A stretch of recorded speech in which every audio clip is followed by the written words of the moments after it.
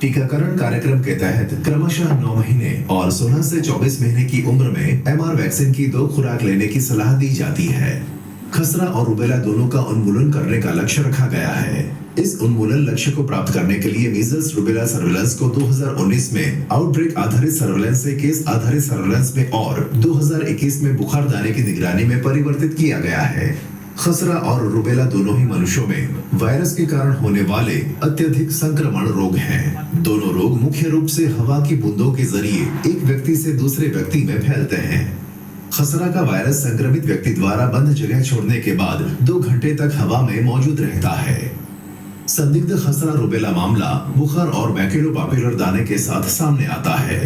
खसरा की इंक्यूबेशन अवधि आमतौर पर लक्षण शुरू होने के 10 से 14 दिनों तक होती है। सबसे संक्रामक अवधि दाने होने के 4 दिन पहले से 4 दिन बाद तक होती है। रूबेला हालांकि खसरा जितना गंभीर नहीं है। 20 से 50% संक्रमण हल्के और बिना लक्षण वाले होते हैं। रूबेला की इंक्यूबेशन अवधि 14 दिनों की होती है और इसकी सीमा 12 से 23 दिनों की हो सकती है। जन्मजात संक्रमण के अलावा रूबेला एक हल्की आत्मसीमित बीमारी है जो आमतौर पर बचपन में होती है। खसरे की क्लिनिकल विशेषताओं को 3 चरणों में बांटा गया है। पहला चरण प्रोड्रोमल चरण है जो कि बुखार, खांसी, नाक बहना, आंख आना जैसे लक्षणों के लिए जिम्मेदार है। दूसरे चरण में इन जैसे सांवले लाल रंग के मैक्यूलोपॉपुलर दाने कान के पीछे से शुरू होते हैं और सिर से धड़ तक निचले छोरों तक फैलते हैं। अंत में तीसरा चरण जो खसरा के बाद का चरण है, कान के संक्रमण, दस्त, ब्रोंकोन्यूमोनिया, एन्सेफेलाइटिस आदि जैसी आम जटिलताएं इसकी विशेषता हैं। रोग सूचक रूबेला के मामलों में हल्का बुखार, बेचैनी, लिम्फ नोड की बढ़ती सूजन और जोड़ों का दर्द वयस्कों में कुछ देखने योग्य लक्षण हैं। गर्भधारण के ठीक पहले और शुरुआती गर्भावस्था के दौरान होने वाले संक्रमण की वजह से गर्भपात, भ्रूण की मृत्यु या जन्मजात दोष हो सकता है जिसे जन्मजात रूबेला सिंड्रोम के रूप में जाना जाता है। यह सिंड्रोम जन्म लेने वाले बच्चे के विकास में देरी, मोतियाबिंद, बहरापन, जन्मजात हृदय में खराबी और बौद्धिक विकलांगता जैसी समस्याएं पैदा कर सकता है।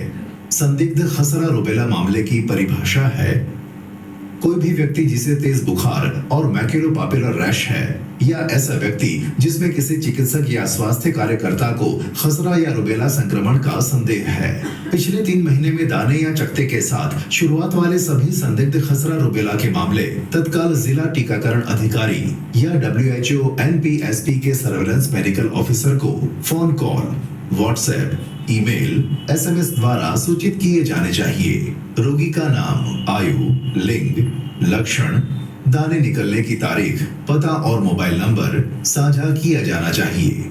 संदिग्ध मामलों की तत्काल अधिसूचना आवश्यक है क्योंकि तत्काल मामले की जांच, सैंपल कलेक्शन और समुदाय में अतिरिक्त मामलों की सक्रिय खोज सहित महत्वपूर्ण गतिविधियों को बिना देरी के सुनिश्चित किया जा सकता है। सभी संदिग्ध खसरा रूबेला मामलों की जांच DIO या सर्वेलेंस नोडल अधिकारियों द्वारा मामले की अधिसूचना के 48 घंटों के अंदर केस इन्वेस्टिगेशन फॉर्म का उपयोग करके की जानी चाहिए। खसरा और रूबेला की प्रयोगशाला पुष्टि के लिए सीरोलॉजिकल परीक्षणों का उपयोग किया जाता है और आमतौर पर वैन पंक्चर के माध्यम से दाने की शुरुआत के 28 दिनों के अंदर ब्लड इकट्ठा किया जाता है। हालांकि खसरा और रूबेला वायरस के जीनोटाइप लक्षण वर्णन के लिए दाने की शुरुआत के 7 दिनों के अंदर थ्रोट स्वाब या मूत्र या नासोफेरिंजियल स्वाब के संग्रह की सलाह दी जाती है।